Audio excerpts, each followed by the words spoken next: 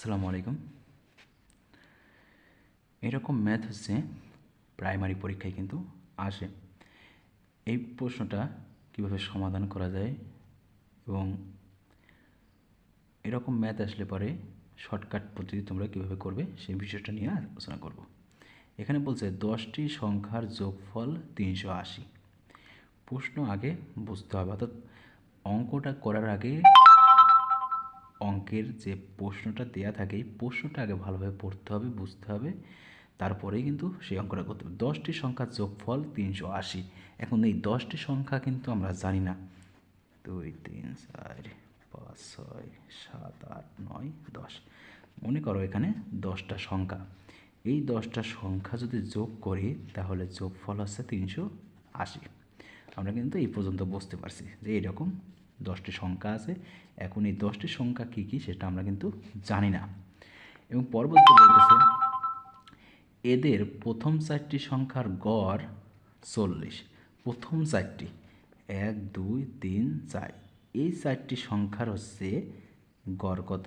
গড় হচ্ছে 40।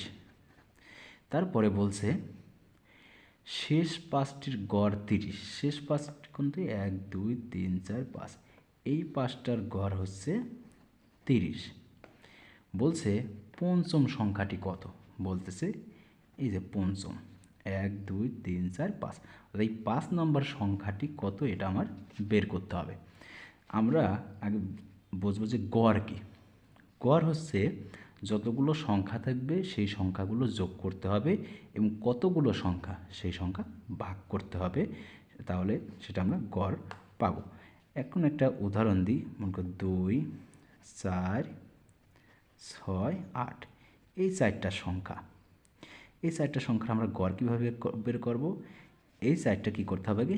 যোগ করতে হবে। তাহলে 8 6 14, 14 আর 4 হচ্ছে 18, 18 আর 2 20। তাহলে এগুলো যোগ করলাম, কত পেলাম? 20। কয়টা সংখ্যা? 1টা 2টা 3টা 4টা। তাহলে 4 দিয়ে ভাগ করব। তাহলে 4 দিয়ে যদি ভাগ করি তাহলে কত হয়? 5।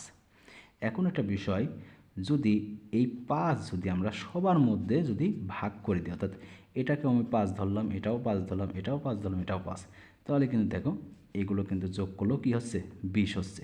তার মানে গড় আমরা পেয়েছি 40। কয়টা সংখ্যা? 4টা। তাহলে 4টা যদি সংখ্যা হয় তাহলে আমরা কী করব? 40-এর সাথে 4 গুণ করব। তাহলে কত হয়? 4 4 16, 160। তার মানে 1 2 3 4, এই 4টা সংখ্যা যদি আমরা যোগ করি তাহলে 160 হয়। এবার 30, কয়টা সংখ্যা? 1 2 3 4 5টা সংখ্যা। তাহলে এর সাথে 5 গুণ যদি করি তাহলে কিন্তু এটা হচ্ছে 150 হচ্ছে। তাহলে এটা এখান থেকে এই 5টা যদি আমরা গুণ করি এটা গড়ের সাথে তাহলে কিন্তু 150। আবার এই 4টার গড় 40, 4টা যেহেতু সংখ্যা 4 দিয়ে গুণ করলাম, সেক্ষেত্রে হচ্ছে 160।